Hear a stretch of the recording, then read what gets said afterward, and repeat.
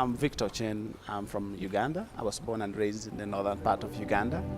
And northern Uganda is one area that has been through civil war for over 25 years. I grew up living in the refugee camp, which is called internally displaced people's camp.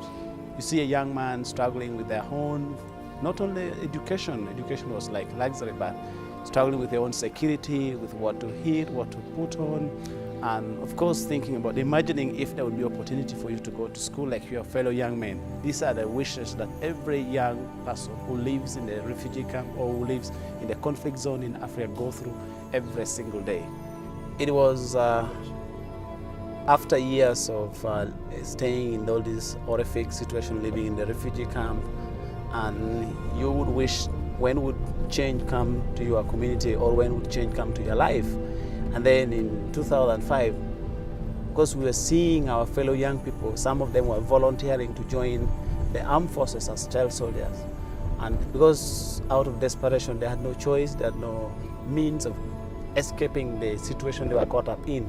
So we started a program, a youth program called African Youth Initiative Network, purposely to help us mobilize the young people, the youth, to participate in promoting peace in our community. They have lost all their properties, they have lost their family members.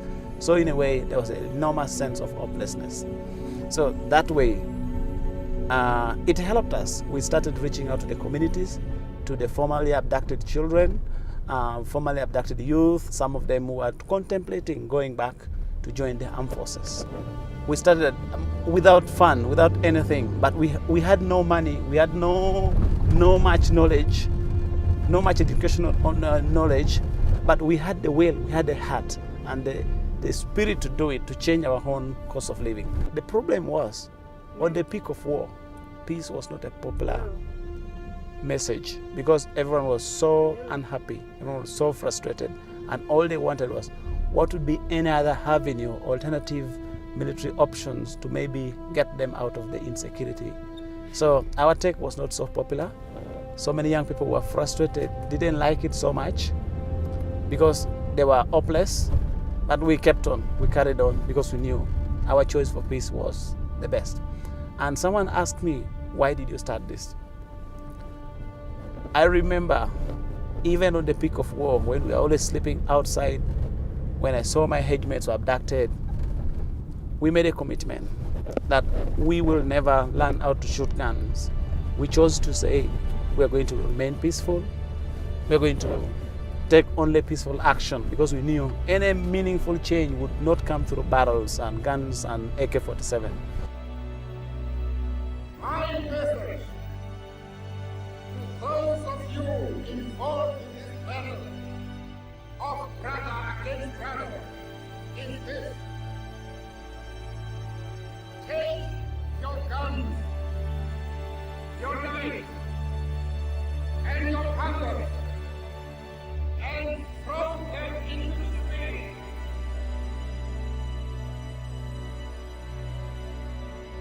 So the issues of human rights, I think, is not just a question of whose right is being violated, but also is a question of how can we avoid this happening again? How can I address the ethnic question that has kept the country on these sides of recycling, the differences, frustration, and all that.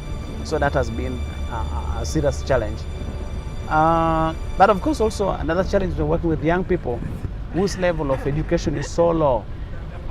What my organization does a lot is mobilizing the youth and to do youth leadership development programming, and we target not only youth who have been privileged to go to schools or who had the opportunity to study, but we looked at leadership at all levels, leadership in the community, leadership by the most uneducated people in the society, but also, most importantly, leadership by our governments and our political structure, those who can create sense of accountability and all that.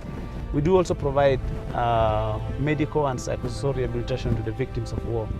We do a lot on reconstructive surgical repairs for victims who have suffered from gunshots, who have been beaten, who have been tortured, and also so many of them who have been sexually abused. And we're doing this for the survivors and victims from northern Uganda, South Sudan, and as well as some few from eastern Congo.